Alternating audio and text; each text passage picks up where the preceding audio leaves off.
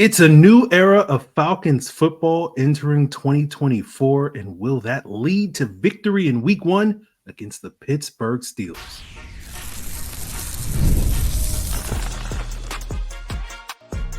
You are Locked On Falcons, your daily Atlanta Falcons podcast. Part of the Locked On Podcast Network, your team every day. Welcome back, everyone, to another illustrious episode of the Locked On Falcons, but also Locked On Steelers podcast, part of the Locked On Podcast Network, your team every day. And because it is both Locked On Falcons and Locked On Steelers, it is a crossover Thursday. And today's episode is presented by Prize Picks. Go to prizepicks.com/LockedOnNFL and use code in all lowercase LockedOnNFL to win $50 instantly when you play $5. So if you don't know me, I am one of your humble hosts. Aaron Freeman covers the Atlanta Falcons for Locked On Falcons. Been covering the Atlanta Falcons for almost 2 decades, formerly at falcfans.com, RIP. And of course, I am joined by Chris Carter of Locked On Steelers. And we appreciate each and every one of you guys that is everydayers of each of our podcasts. That means you make it your first listen or first watch each and every day. And if you want to become an illustrious everydayer of either one of the Locked On Falcons or Locked On Steelers podcasts, all you have to do is subscribe or follow on YouTube for free or wherever you listen to podcasts. So, of course, today is a crossover Thursday, the first crossover Thursday of the 2024 season for Locked On Falcons, Locked On Steelers. We're going to be talking all about this week 1 matchup between the Falcons and Steelers, the biggest stories, the key matchups, keys to victory, all throughout today's episode. It is a new era of Falcons football, and it's a somewhat blend of new football for the Pittsburgh Steelers, right? Year 17 of Mike Tomlin, so that's old. Mm-hmm. But there's new things going on in Pittsburgh, new faces in Pittsburgh. Some of them are very familiar to Falcon fans, a lot more familiar to Falcon fans than they are to Steeler fans. New quarterback and play caller in Pittsburgh, right? New quarterback and play caller, also a new head coach in Atlanta. That head coach, Raheem Morris, old protege of Mike Tomlin from their shared days with the Tampa Bay Buccaneers. But we're looking at a lot of the parallels between these two teams, Chris. And, starting with the Pittsburgh Steelers, talking about that new quarterback, that new play caller, Arthur Smith, Russell Wilson. How do you think those two guys are going to blend? Because it feels like whichever one of these play callers and quarterbacks, Zac Robinson, Kirk Cousins here in Atlanta, blends the best on Sunday, probably is going to come out of this game with a victory. Is that correct? No, I think that's a big part of the story of these two teams. These are two teams that have, there's differences. Like, for example, new head coach and Raheem Morris, who, by the way, is very close to Mike Tomlin. You know those guys' history. Those guys have been close for many years. And Mike Tomlin's talked about Raheem Morris in a very high manner. There's a lot of respect from head coach to head coach there. But you look at how Raheem Morris just got there. Mike Tomlin, obviously, there's a difference there. But you look at these quarterbacks, and you see a lot of similarities. New offensive coordinators coaching a new offense. Both of these teams have playmakers that they're very excited about, and they have these older quarterbacks that didn't work out in their last locations, and now they're trying to work out with these new ones, trying to figure out their last big contract that they're going to get in the NFL. Kirk Cousins already has that, I guess, with the Falcons, but the Steelers did not need to give one to Russell Wilson because of his contract with the Broncos. So right now, Russell Wilson is literally making league minimum salary for the Steelers to be where he's at. But it still does not change the fact that both of these teams are looking for veteran quarterbacks who've been in the NFL for a long time to basically guide the way for these young offenses to make headway. And I do think these are young offenses. You look at guys like Kyle Pitts and Bijan Robinson and Drake London on the Falcons side. You look on the Steelers side, you got George Pickens, Najee Harris, Pat Freiermuth, a lot of guys on rookie deals here that are trying to become three-headed monsters for their teams, but have been held up because of either poor coordinatorship on the offensive side of the ball or poor quarterback play. And both these two teams were plagued with Kenny Pickett, Desmond Ridder, Mitch Trubisky, whoever you want to say it was. They didn't have that help. And now you have those same playmakers with now these new veteran quarterbacks on both sides. And I guess this is part of what I pose a question to you. I think one of the strengths the Steelers have been able to rely on is that, look, Arthur Smith knows who Russell Wilson is, and Russell Wilson has had success playing in the kind of system that Arthur Smith likes, which is a very run balanced offensive system that calls for the quarterback to make plays when it's time to make plays, but to not be the person that necessarily dominates the production of the offense. He's part of a system there that's based off of the run game. If the Steelers could achieve that, I think it would be very helpful to Russell Wilson to fit in for the offensive system. But what's the system that you get from Zac Robinson over there in Atlanta as the offensive coordinator, and how he fits with Kirk Cousins? Well, Zac Robinson comes from the Rams coaching tree under Sean McVay. Spent the last 6 years there in LA under Sean McVay, and sort of is considered by, depending on who you ask, sort of one of his best proteges. And that Sean McVay coaching tree has been pretty good in the NFL. You look at Zach Taylor in Cincinnati, Kevin O'Connell in Minnesota. Those guys have been pretty good play callers. I'm sure Steelers fans, maybe think Zach Taylor is maybe a little overrated, but we won't hold those biases against y'all. But I think there's the expectation that Zac Robinson will have a similar level of success and be able to produce, high caliber offense here in Atlanta with Kirk Cousins. And Kirk Cousins has a lot of familiarity with Sean McVay in similar style offenses, right? His first OC in Washington was Sean McVay before he moved on to LA.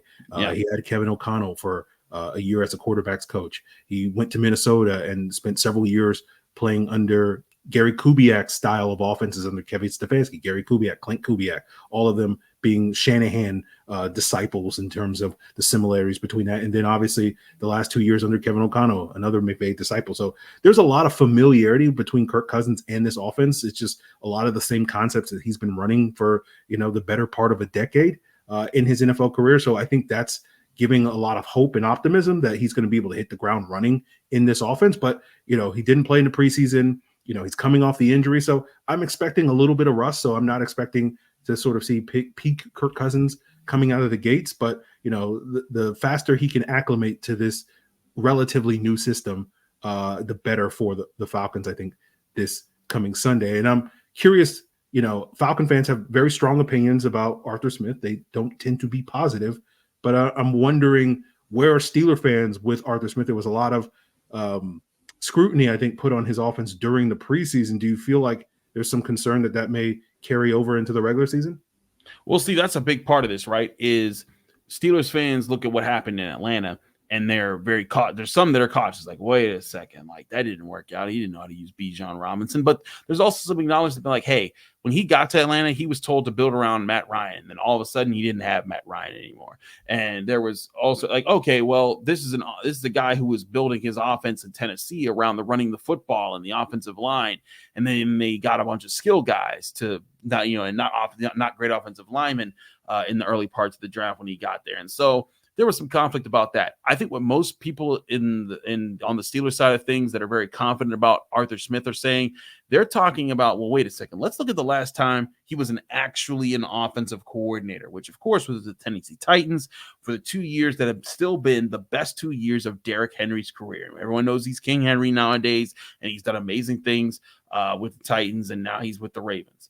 But you go back and you look at those years, the best time that he had was when he was with Arthur Smith, who prioritized the run, balanced it, did so with Ryan Tannehill, with A.J. Brown as like the lone really receiving weapon of that team. And people in Pittsburgh are wondering, can he replicate what happened there with the Pittsburgh Steelers? Now, no one's asking Najee Harris to become Derrick Henry over that, of course, but they're saying like, hey, people are very confident in Najee Harris and Jalen Warren as a duo. Cordero Patterson is a third option.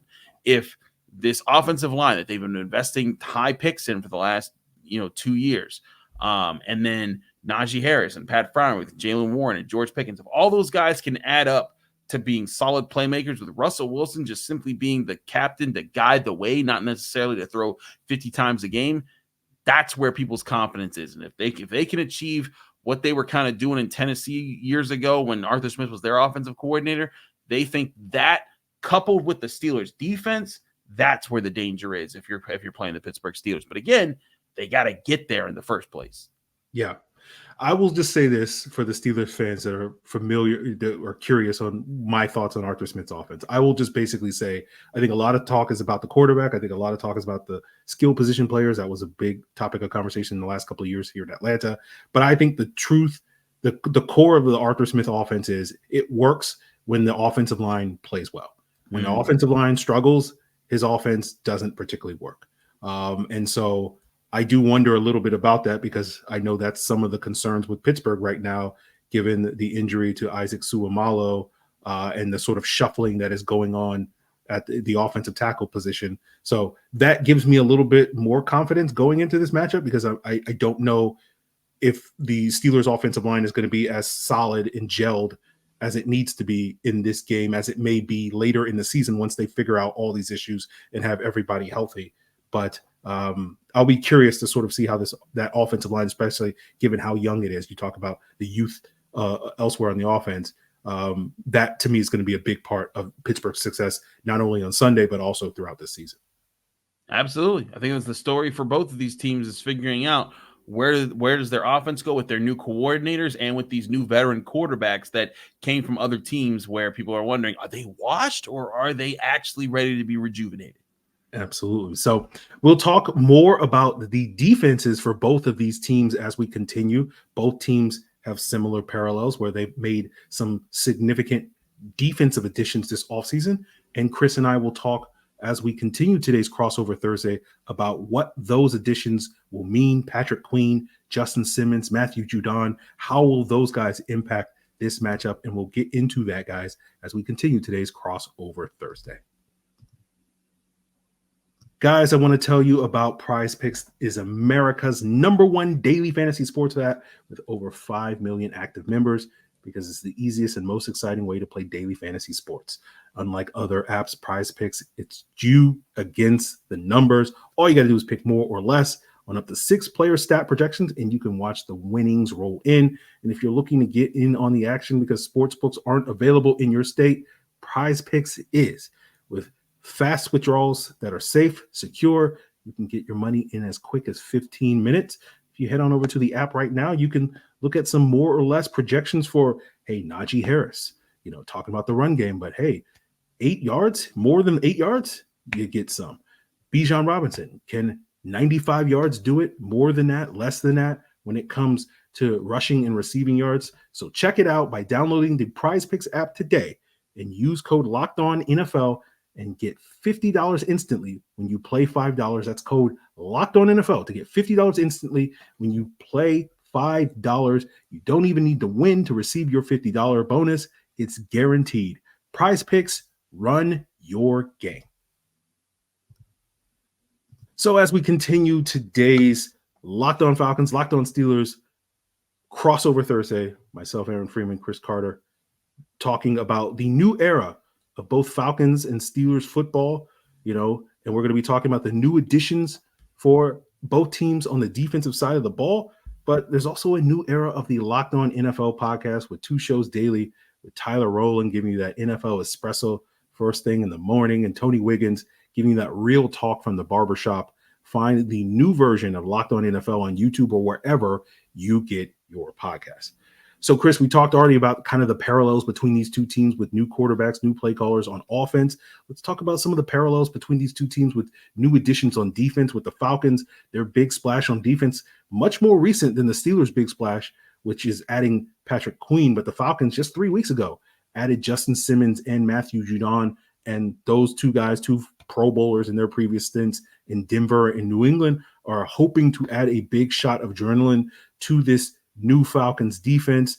And talking about those Falcons defenders for a second, I'm wondering, I think Judon's going to be huge for the Falcons this season, because anybody who knows anything about the Falcons knows that the biggest issue with the Falcons, while in recent years, maybe the quarterback, but going back more than just the last couple of years, has been their pass rush and their lack thereof. And this is the first time maybe that the Falcons will have a double-digit sack guy since 2016 when Vic Beasley did it, 8 years ago. So I think Judon's going to be huge, but Justin Simmons being brought into the table, to join Jesse Bates, the Falcons may have the best safety duo in the NFL, and that's going to be huge to kind of deal with this Steelers passing attack.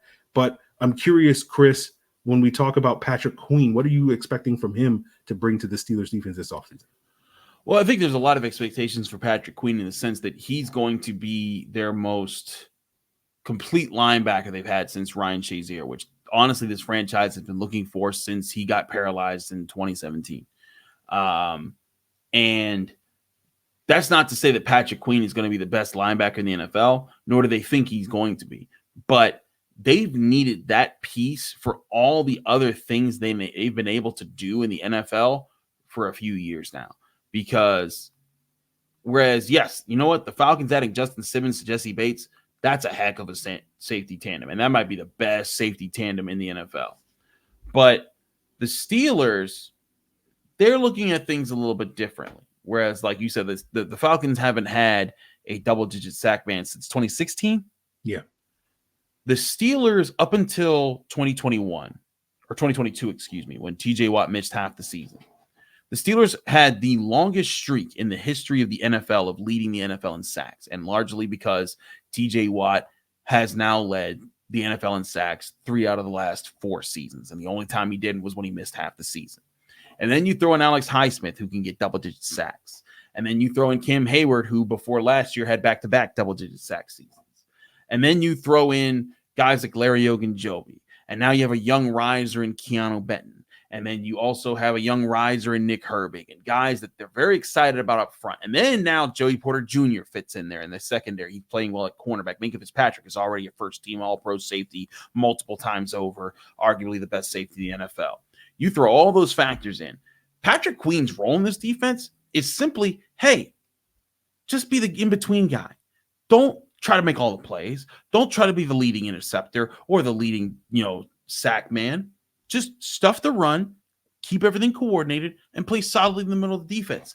That's all the Steelers are asking Patrick Queen to do. And here's the thing. If he does that at a high level, he's extremely valuable to the Steelers.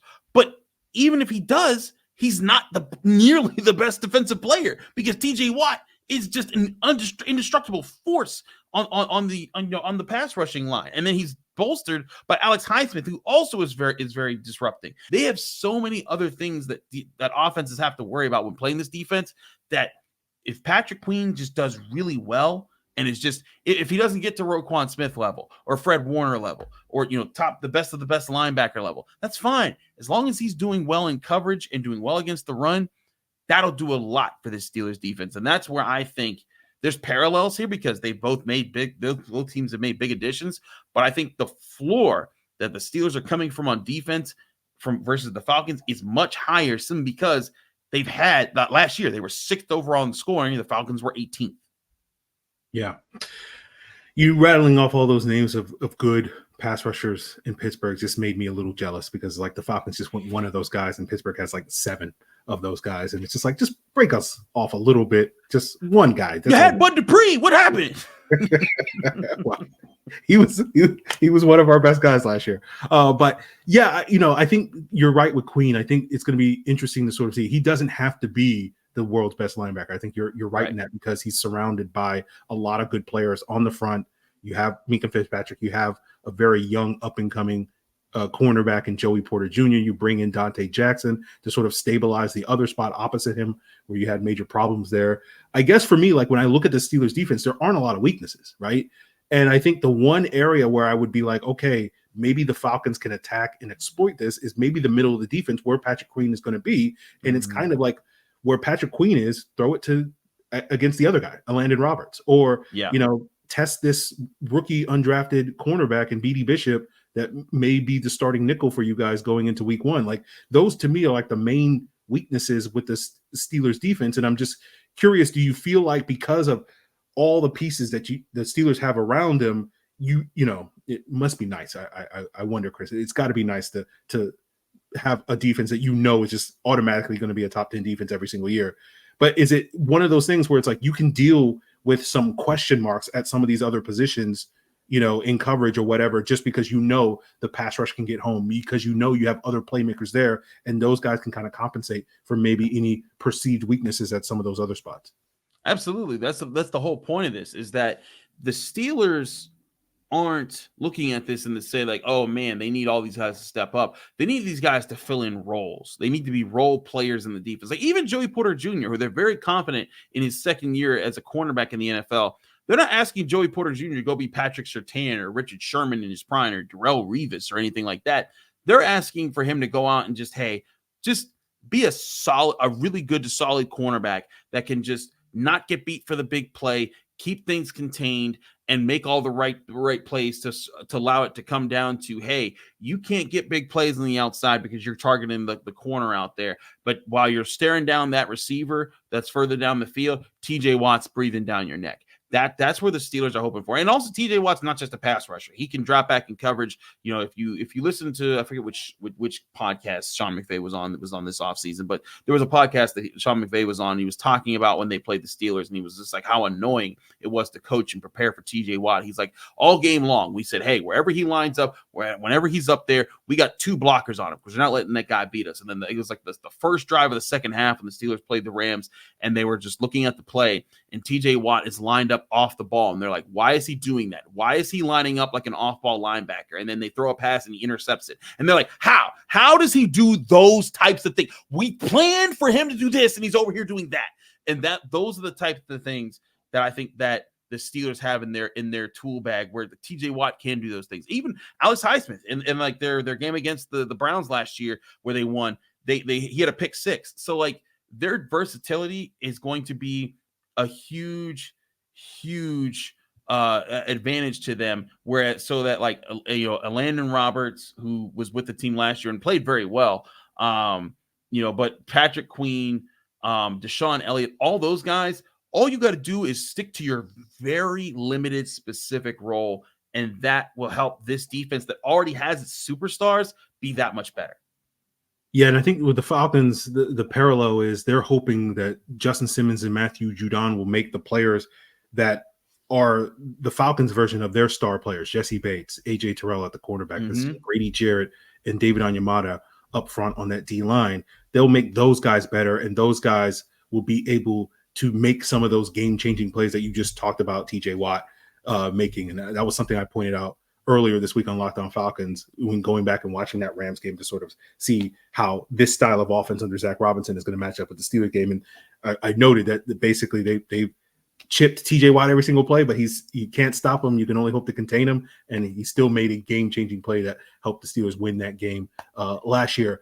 But I think with Judon and Simmons, you're hoping that those guys can really enhance the already playmakers the Falcons have, so that when you talk about that floor for the Falcons, that floor or that ceiling goes up for the Falcons. And, again, maybe not be on the same level as the Steelers defense this upcoming season, but can at least close that gap and really present some problems, especially on Sunday against this Pittsburgh offense. And hopefully with the addition of Judon and Grady Jarrett and David Onyemata up front, they can take advantage of this young Steelers offensive line that we were talking about a little bit earlier. And on that note, I think that's a perfect way to transition to, what we're going to talk about next on today's Crossover Thursday, which is some of the keys to victory. Can the Falcons D-line control the line of scrimmage and key up on the run as one key to victory? And we'll break down what Chris thinks are going to be 3 of the keys for the Steelers to walk away from Sunday with a victory. And we'll do that as we continue today's Crossover Thursday. And guys, I want to tell you about LinkedIn, right? NFL teams spend all summer trying to find quality professionals to fit their roster. And you can do the same this fall with your small business, but it's so much easier for you because you don't have to sweat it out in training camp, because you have LinkedIn Jobs who have the tools that are going to help you find the right professionals for your team faster and for free. LinkedIn isn't just any old job board. They're going to help you hire professionals that you can't find anywhere else, even those who aren't actively searching for a new job but might be open to the perfect role. In a given month, over 70% of LinkedIn users don't use other leading job sites. So if you're not looking on LinkedIn, you're looking in the wrong place.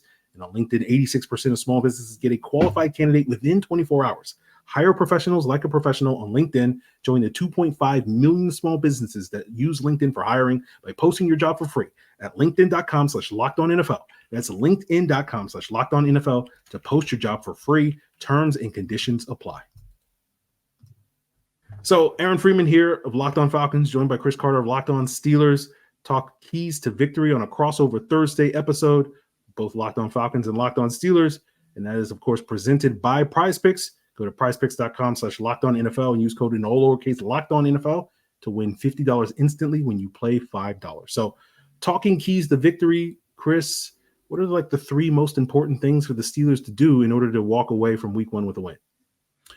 For one, the Steelers have to take away Bijan Robinson, who I think is a major part of this Falcons offense if they want to make it work this year. Kyle Pitts is certainly a threat.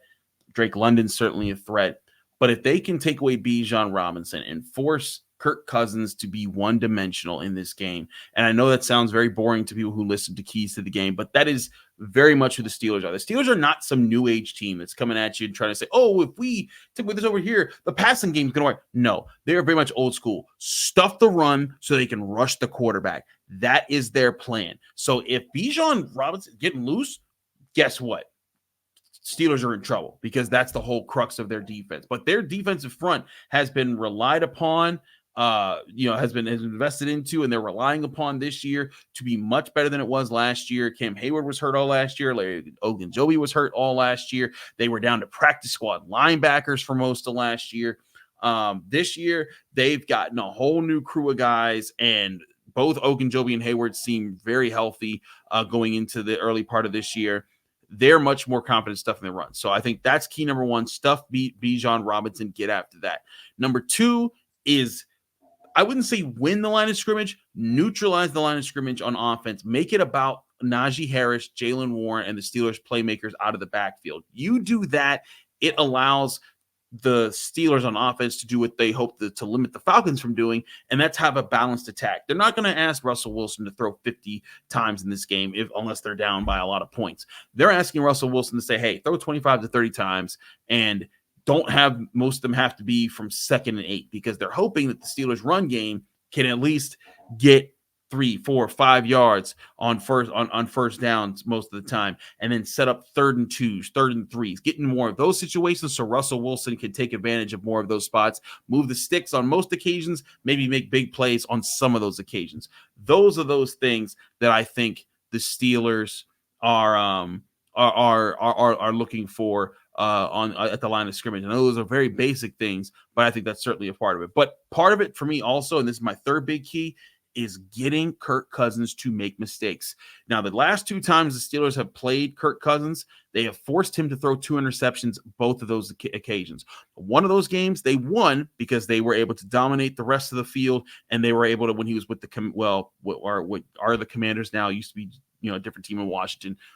They dominated that game, got him to throw 2 picks, and that was how they won that game. The last time they played, though, was when he was with the Minnesota Vikings, and he threw 2 interceptions then. But the difference was they allowed Dalvin Cook to run for 200 yards and get 2 touchdowns. That is why, again, they can't allow Bijan Robinson to do that. So if they stop Bijan Robinson, they still have to be the turnover demons that they expect to be this year being a top defense. So that's why that's my third key.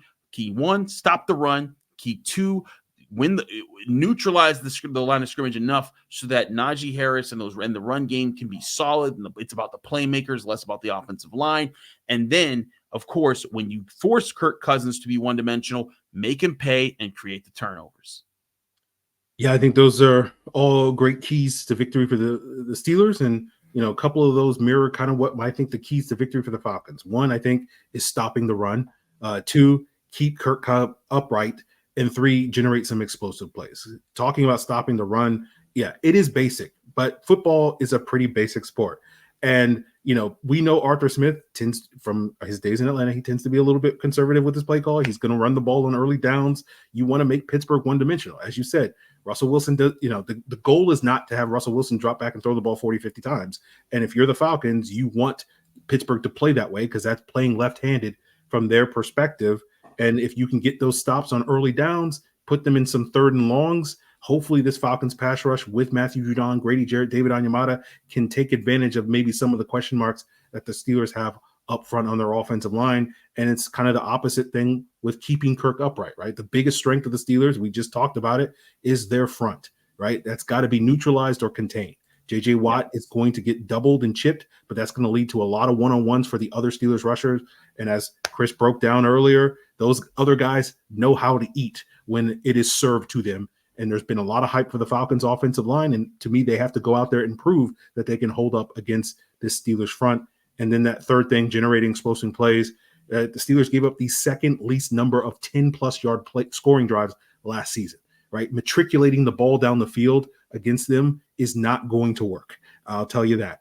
But getting explosive plays, they did give up a lot of explosive plays last year. You saw that in that Rams game last year, where a lot of those came from Puka Nacua, and the player that the Falcons are expecting to kind of fill the Puka Nacua role in this Falcons offense this year is Drake London. So if they can get him going, the offensive line can keep Kirk upright, get him the time to find Drake London on those crossers and those dig routes and all those things that Zac Robinson is going to port over from his days in LA.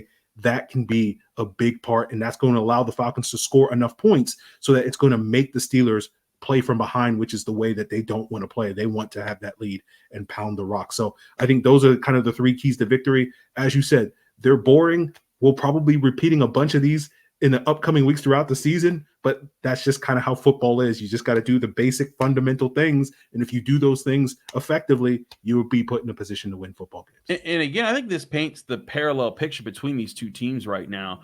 Whereas, yes, the head coaches are old and young, but you look at new quarterbacks, you look at teams that are trying to win with these new quarterbacks in the ways that specialize to how the rest of their personnel lines up. It adds up to me to be teams that are trying to win in very classic ways of football because they don't have the supreme superstar quarterbacks. But I also think that there's teams that have shown you don't need the supreme superstar quarterbacks to be really good in this league. Look at the Lions last year with Jared Goff. There's team. Look at the Niners with Brock Purdy. You don't necessarily need now. Certainly, having Patrick Mahomes doesn't hurt, right? like no one's saying that you can just win the Super Bowl without a quarterback.